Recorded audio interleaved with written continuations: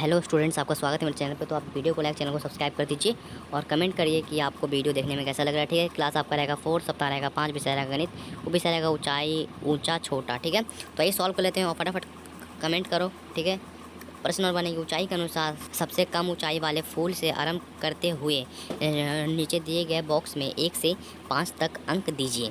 तो मतलब यहाँ पे ये बताना है कि छोटा कौन सा है, बड़ा कौन सा है, फिर बड़ा कौन सा है, फिर बड़ा कौन सा है। तो इस प्रकार से हमें 1, 2 से गिनती लिखना है। ठीक है, तो देखो तो हम लिखते हैं 1, ओके, 2, 3, 4, 5। ठीक है, देखिए इसमें छोटा सबसे ये है, फिर उससे बड़ा ये है, फिर उससे बड़ा ये है, फिर उससे बड़ा ये है, फिर उससे बड़ा ये है।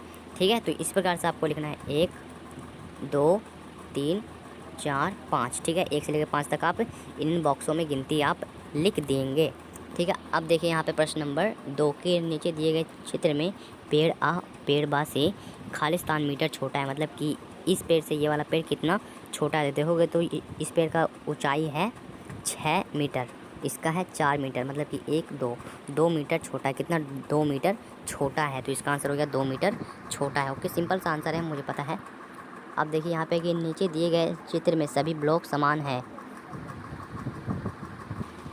सो ओके स्टूडेंट्स, हमने प्रश्न नंबर 1, प्रश्न नंबर 2 कर लिया। प्रश्न नंबर 3 देखते हैं।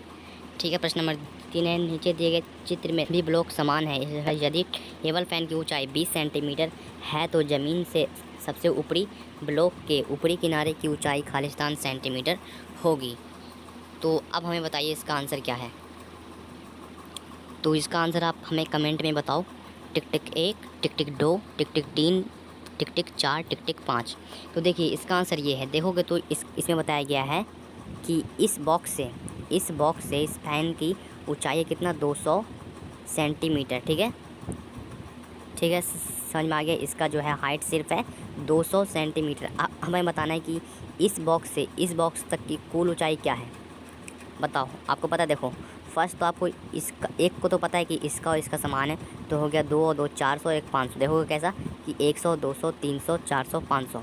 ठीक है, देखो 100, 2, 3 ऐसा इसलिए हुआ है कि इस तरफ का तो 2 हो गया और नीचे का हो गया 1, तो हो गया 1, 2, 3, 4, 5। तो यहाँ से लेकर यहाँ तक की ऊंचाई कितनी हो गई? 500 सेंटीमीटर। जी हाँ, इसका ऊंचाई हो गया 500 सेंटीमीटर। ठीक है, आपको समझ में आ गया ना कि इसका आंसर हो गया 500 सेंटीमीटर। जी हाँ, बिल्कुल इसका 500 सेंटीमीटर ही ऊंचाई है।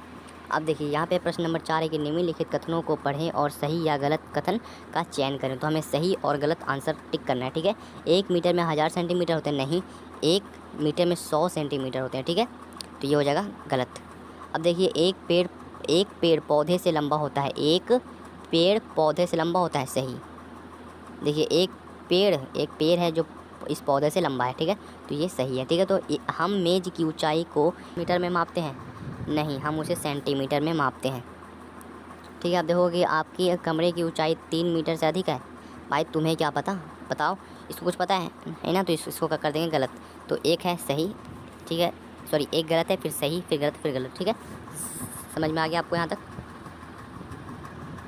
तो अब यहाँ पे है प्रश्न नंबर 5 है, किसी इमारत की ऊंचाई मापने के लिए निम्नलिखित में से कौन सी इकाई सबसे उपयुक्त है। बताइए, किसी भी ऊंचाई इमारत, मतलब ऊंचा सा मकान है, उसको हम किस में मापेंगे बताइए।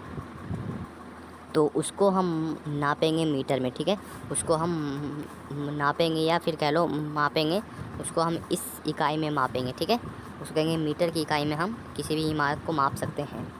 ठीक है, एक 6 सेंटीमीटर की ऊंचाई का एक क्रिसमस पेड़ बनाकर रंग भरें और उसके साथ इस क्रिसमस पेड़ से 2 सेंटीमीटर कम ऊंचाई वाला एक सांता क्लॉज बनाएं।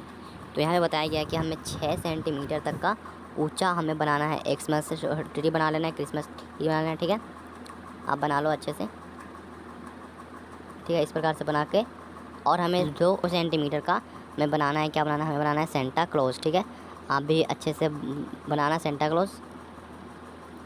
ठीक है, समझ में आ गया एकदम अच्छे से। मतलब कि जो सांता क्लॉज है वो है 2 सेंटीमीटर का, 2 सेंटीमीटर का सांता क्लॉज, और जो एक पेड़ है वो 6 सेंटीमीटर का है। ठीक है, समझ में आ गया। आप भी बनाइए अपनी कॉपी किताब में। अब है प्रश्न नंबर 7, यदि पंकज अनुज से लंबा है और अनुज सौम्या से लंबा है तो उसमें से सबसे लंबा कौन है? तो यहाँ पे समझो कि पंकज अनुज से लंबा है। जो पंकज है वह अनुज से लंबा है, तो इसमें पंकज जो है वो लंबा हो गया, और अनुज सौम्या से लंबा है। जो अनुज है वह सौम्या से लंबा है, तो इसमें जो पंकज है, पंकज लंबा हुआ। ठीक है, तो हम इस पे पंकज पे टिक करेंगे।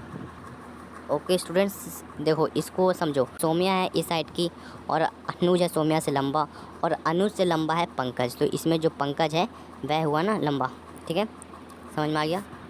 अब यहाँ पे प्रश्न नंबर 8 है कि यदि मीना की ऊंचाई 130 सेंटीमीटर है और आश्रित की ऊंचाई 10 सेंटीमीटर है अधिक है, अब आश्रित की ऊंचाई खालिस्तान सेंटीमीटर है। देखिए, जो मीना की ऊंचाई होगा ये, और आश्रित की ऊंचाई मीना से 10 सेंटीमीटर और है, तो 130 में प्लस कर देंगे 10 और, तो हो जाएगा 140। तो यहाँ पे आ जाएगा 140 सेंटीमीटर होगी। ठीक है, कितना होगा? 140 सेंटीमीटर इसका आंसर हो जाएगा यहाँ पे। अब कर लेते हैं जीवन कौशल समय प्रबंधन। ठीक है, तो इसमें जो भी आप करोगे वो ध्यान से करना और हिसाब से करना। इसमें मैं भी जो भी आंसर बताऊँगा वो आपको करना है। ओके स्टूडेंट्स, और वीडियो को लाइक कर दीजिए, चैनल को सब्सक्राइब कर दीजिए। तो आइए देखते हैं इसका आंसर। तो अभी यहाँ पे जीवन कौशल है समय प्रबंधन, तो आइए यहाँ पे कंप्लीट करते हैं। देखिए, समय बहुत कीमती है, अगर इसे बर्बाद किया जाए गया तो ये वापस नहीं आएगा। समय ही सफलता की चाबी है। स्कूलों, कार्यालयों, रेलवे इत्यादि में भी समय को सुचारू रूप से करने के लिए एक समय सारणी होती है।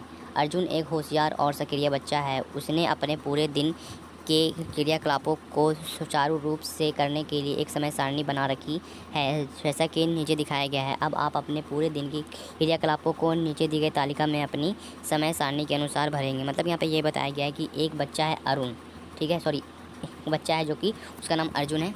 ठीक है, अर्जुन जो भी करता है वो अपने सभी समय पर करता है। फॉर एग्जाम्पल कि वो निष्कर्म या फिर व्यायाम और नहाना, मतलब कि एक्सरसाइज, नहाना, वह 6 से बजे के बीच में, मतलब कि वह 1 घंटा में ये सभी चीज़ें कर लेता है। और नाश्ता वह 1 घंटा में करता है, 7 बजे से 8 बजे तक के बीच में।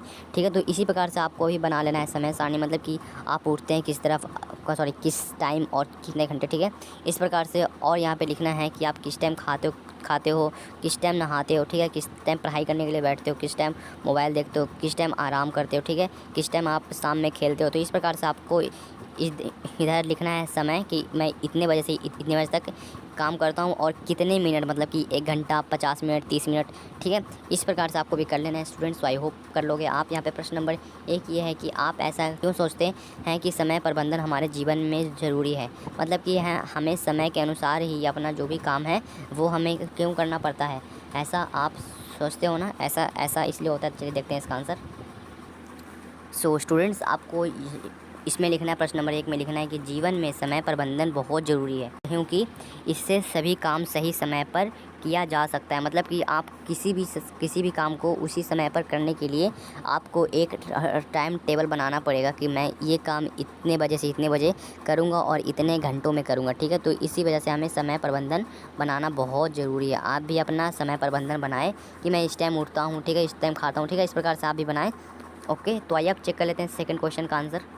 सो स्टूडेंट्स, यहाँ पे सेकंड क्वेश्चन ये कहा गया था कि आप लोगों को समय सारणी के अनुसार काम करते हुए कहाँ कहाँ देखते हो। तो जो आज का वर्कशीट आया है इसी में बता दिया गया है। फॉर एग्जाम्पल कि स्कूलों में, कार्यालयों, रेलवे स्टेशन आदि में समय पर काम किया जाता है। तो ऐसे आप बहुत सारे एग्जाम्पल आप अपने आसपास देख सकते हो। फॉर एग्जाम्पल कि विद्यालय हो गया, रेलवे स्टेशन हो गया, बस अड्डा हो गया, ठीक है, या फिर ऑफिस हो गया, ठीक है। इन सभी में टाइम होता है कि स्कूल इस टाइम खुलेगा, इस टाइम सभी स्टूडेंट्स को भेज दिया जाएगा और इस टाइम इस पीरियड का काम होगा। ठीक है, तो इस प्रकार से किया जाता है समय से। आप भी अपना भी काम समय से कीजिए, आपका भी काम अवश्य पूरा होगा। तो आइए करते हैं इसका आंसर पूरा। सो स्टूडेंट्स, इसका आंसर लिखोगे कि विद्यालय, रेलवे स्टेशन, हवाई अड्डा या फिर बस अड्डा, ठीक है, ऑफिस, इस तरीके से आप इसका आंसर कीजिएगा। ठीक है, तो आई होप आप इसका आंसर कर लेंगे। तो अब चेक कर लेते हैं नेक्स्ट क्वेश्चन। सो स्टूडेंट्स, हमने प्रश्न नंबर 1, प्रश्न नंबर 2 कर लिया। अब है संस्कारशाला में छोटी छोटी पर बड़ी बातें। छोटी छोटी पर बड़ी बातें, तो आइए करते हैं। तो देखो, यहाँ पे पंछी कभी अपने बच्चों के भविष्य के लिए घोंसले बनाकर नहीं देते, वे तो बस उन्हें उड़ने की कला सिखाते हैं। मतलब कि जो पक्षी होते हैं वह उनके लिए घोंसला नहीं बनाते, बिल्कुल नहीं बनाते। वह सिर्फ अपने बच्चों को उड़ना सिखाते हैं, सिर्फ उड़ना सिखाते हैं। बाकी सब बच्चे घोंसला बनाना, खाना खाना वह सब खुद ब खुद सीख जाते हैं। ठीक है, तो यहाँ पे खाना पानी है कि घर में बना शीतल पेय जैसे नींबू पानी, शरबत, रसना जल, जीरा इत्यादि पीना। गतिविधि है अपने कमरे में आयताकार चीज़ों के नाम के लिस्ट बनाओ। मतलब कि आयताकार इस प्रकार का अगर कोई सही वस्तु है तो उसका नाम लिखो। खेल है रस्सी कूदना। ओके, तो आज आपको कूदना है रस्सी। अब यहाँ पे है दैनिक दिनचर्या, तो ये करते हैं इसको। निम्नलिखित आदतों को अपने दिनचर्या में शामिल करें। अपने माता पिता का अभिवादन करके अपने दिन की शुरुआत करें। अपने दांतों को दिन में 2 बार ब्रश करें। प्रतिदिन स्नान करें। खूब पानी पिएं और संतुलित आहार लें। अपने चेहरे को छूने से बचें और अपने हाथों को बार बार धोएं। अपना गृह कार्य समय पर पूरा करें। तो बच्चों, अपना गृह कार्य, आपका जो होमवर्क आया है वह अपने काम फटाफट कॉपी निकालो, करो और पूरा करो। ठीक है, सो आई होप आपको इसका आंसर मिल चुका। देखो, आपको इसका आंसर अभी तक मिला नहीं होगा तो इसका आंसर आपको खुद लिखना है। ऐसा इसलिए लिखना है, मतलब कि आप लिखोगे कि आप किस टाइम व्यायाम करते हो, किस टाइम नहाते हो, किस टाइम पढ़ाई करते हो, किस टाइम आराम करते हो। ठीक है, किस टाइम मोबाइल फ़ोन या टीवी देखते हो। ठीक है, फिर किस टाइम पढ़ाई करते हो, फिर किस टाइम खेलते हो, सुचारू रूप से कार्य, रात का भोजन किस टाइम करते हो, फिर आप आराम किस टाइम करते हो। ठीक है, तो इस प्रकार से आप इसका आंसर दोगे, आप खुद ही लिखोगे समय और अवधि। ठीक है, तो आई होप आपको इसका आंसर मिल चुका होगा। तो आइए मिलते हैं किसी और वीडियो में, तब तक के लिए गुड बाय, जय हिंद।